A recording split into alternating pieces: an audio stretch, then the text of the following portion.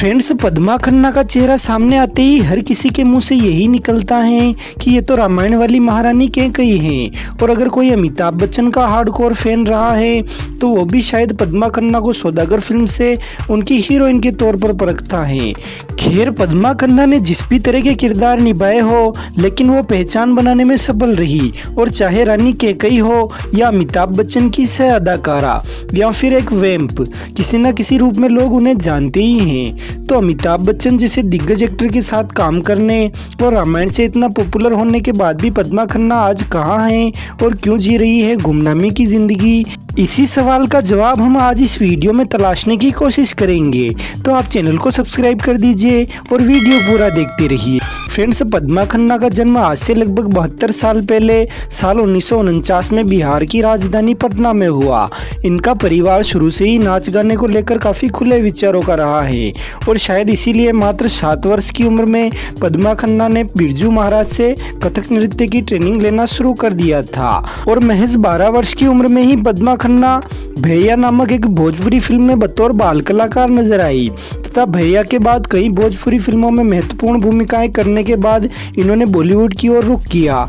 और बॉलीवुड की तरफ इनका रुख मोड़ने का श्रेय दिया जाता है एक्ट्रेस पद्मिनी और वैजयंती माला को। जी हाँ दोस्तों, कहा जाता है कि वैजयंती माला ने ही इनके एक स्टेज डांस प्रोग्राम से प्रभावित होकर इनकी बॉलीवुड के कुछ दिग्गजों से पहचान करवाई।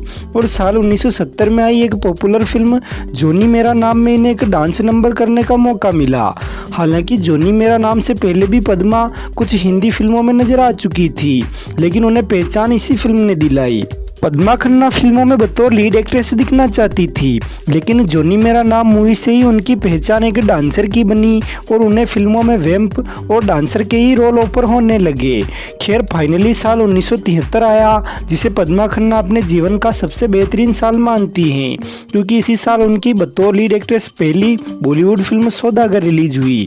और सौदागर के सेट पर ही उनकी मुलाकात जगदीश सिडाना से हुई, जो कि बाद में उनके जीवन साथी बने। हालांकि सौदागर फिल्म भी पद्मा खन्ना को बतौर लीड एक्ट्रेस उतनी पहचान नहीं दिला पाई जितनी कि उन्हें इससे उम्मीदें थी, क्योंकि एक तो ये फिल्म टिकट खिड़की पर कुछ खास कमाल नहीं कर पाई और दूसरी ओर उन्हें सिर्फ इसलिए फिल्म में कास्ट किया गया क्योंकि दूसरी हीरोइंस उस समय अमिताभ बच्चन के साथ काम करने को तैयार न थी।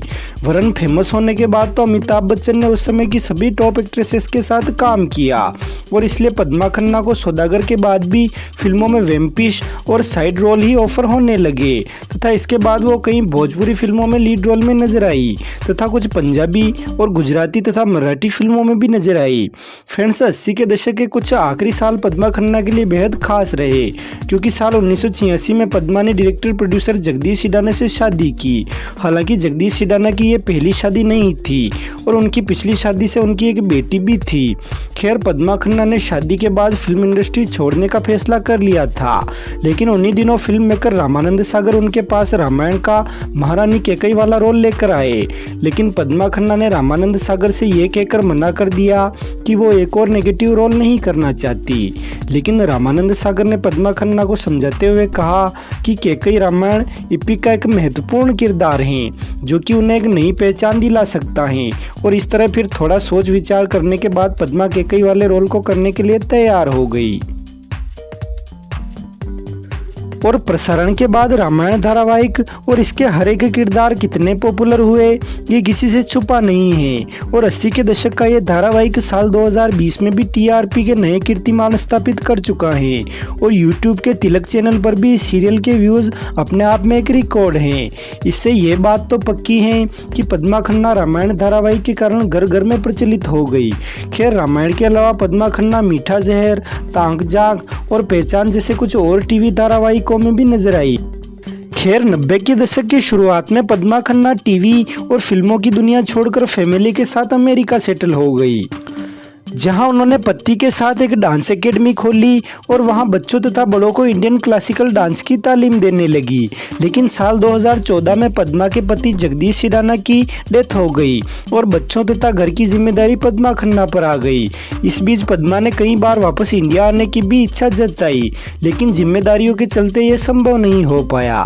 खैर, अब पद्मा जी के बच्चे बड़े हो चुके हैं और डांस एकेडमी चलाने में वो पद्मा जी की हेल्प करते हैं। पद्मा के बेटे का नाम नाम अक्षर हैं, जिनकी शादी हो चुकी है और वो एक एक्टर और एक स्टेज परफॉर्मर हैं। साथ ही साथ पद्मा जी की बेटी का नाम नेहा है, जो कि एक डांसर भी हैं और कोरियोग्राफर भी।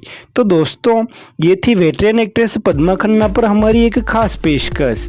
वीडियो पसंद आई हो तो इसे लाइक करें, शेयर करें और चैनल पर नए हो तो इसे सब्सक्राइब करें। और आप और कौन सी बॉलीवुड हस्ती की ज़िंदगी के इसी प्रकार रोचक किस्से जानना चाहते हैं, ये हमें कमेंट कर अवश्य बताएं।